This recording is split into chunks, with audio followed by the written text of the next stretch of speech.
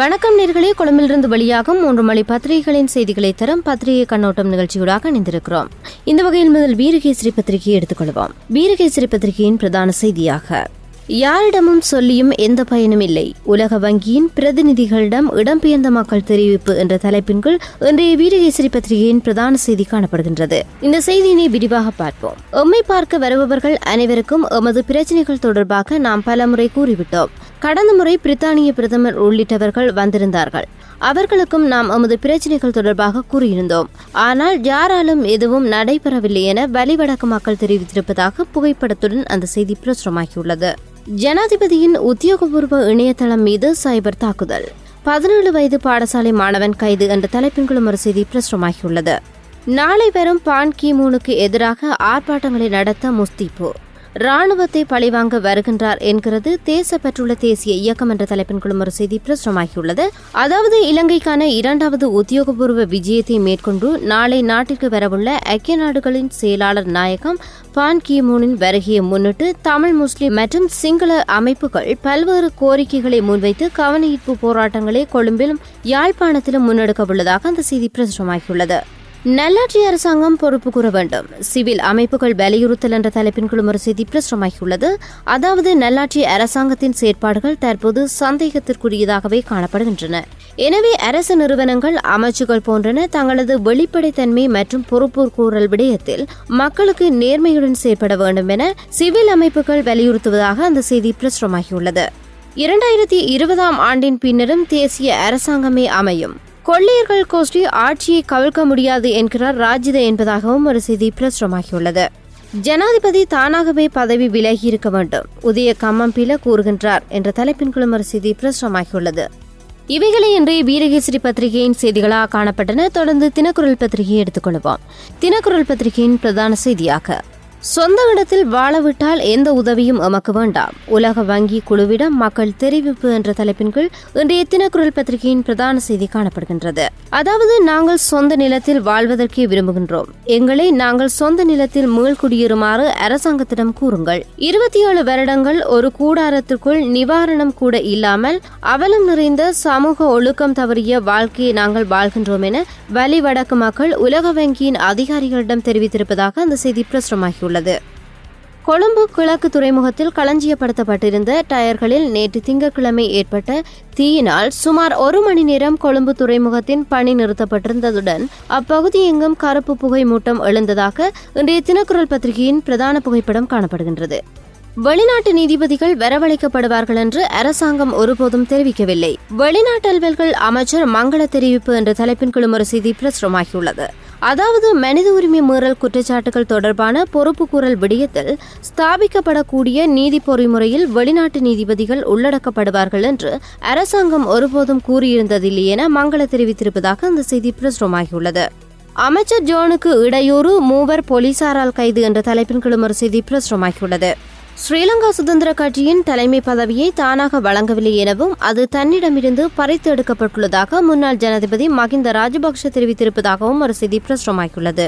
காணாமல் போனோர் அலுவலகம் பிரபாகரன் தொடர்பாக முறையிட விருப்பம் என்ற தலைப்பின் கீழ் ஒரு செய்தி பிரசுரமாகியுள்ளது. அதாவது, அரசாங்கத்தினால் அமைக்கப்பட்டிருக்கும் காணாமல் போனோர் அலுவலகத்தில் விடுதலை புலிகளின் தலைவர் பிரபாகரன் தொடர்பான முறைப்பாடுகளை தெரிவிக்க விரும்புவதாக வடமாகாண சபை உறுப்பினர் MK சிவாஜிலிங்கம் தெரிவித்திருப்பதாகவும் ஒரு செய்தி பிரசுரமாகியுள்ளது.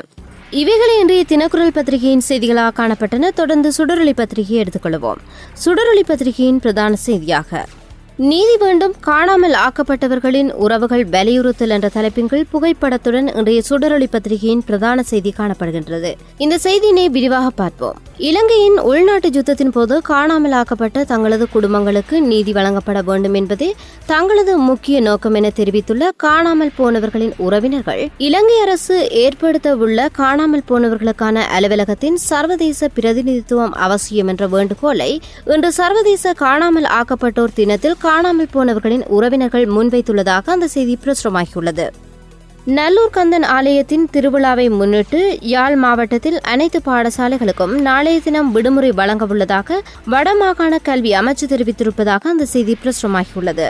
அரசின் வேட்டைக்கு அஞ்சி ஒருபோதும் பின்வாங்கும், லஞ்ச ஊழல் விசாரணையின் பின்னர் முசாமி சூளுரை என்ற தலைப்பின் கீழ் ஒரு செய்தி பிரசுரமாகியுள்ளது. யாழில் நடைபெற்ற படுகொலைகளுடன் இபிடிபிக்கு தொடர்பு, உண்மையை போட்டுடைத்தார் கட்சியின் நீண்டகால உறுப்பினர் என்ற தலைப்பின் கீழும் ஒரு செய்தி பிரசுரமாகியுள்ளது.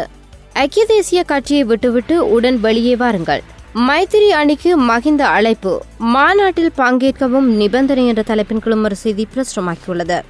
இவைகளை இன்றைய சுடரொளி பத்திரிகையின் செய்திகளாக காணப்பட்டன. தொடர்ந்து ஆங்கில பத்திரிகையான டெய்லி மிரர் பத்திரிகையை எடுத்துக்கொள்வோம். டெய்லி மிரர் பத்திரிகையின் பிரதான செய்தியாக பல மில்லியன் ரூபாய் செலவிட்டு அமைக்கப்படவுள்ள சமாதானத்தை கட்டியெழுப்பும் நிதியம் தொடர்பாக இலங்கைக்கு வரவுள்ள ஐநா செயலாளர் நாயகத்துடன் இலங்கை அரசு பேச்சுவார்த்தை நடத்தவுள்ளதாக இன்றைய டெய்லி மிரர் பத்திரிகையின் பிரதான செய்தி காணப்படுகின்றது. 70 வயதில் மகிந்த ராஜபக்ஷ புதிய கட்சியொன்றை அமைக்க முடியாது என அமைச்சர் ராஜித கிண்டல் என்ற தலைப்பின் கீழும் ஒரு செய்தி பிரசுரமாகியுள்ளது. இவைகளை இன்றைய டெய்லி மிரர் பத்திரிகையின் செய்திகளாக காணப்பட்டன. தொடர்ந்து சிங்கள பத்திரிகையான லங்காதீப பத்திரிகையை எடுத்துக்கொள்வோம்.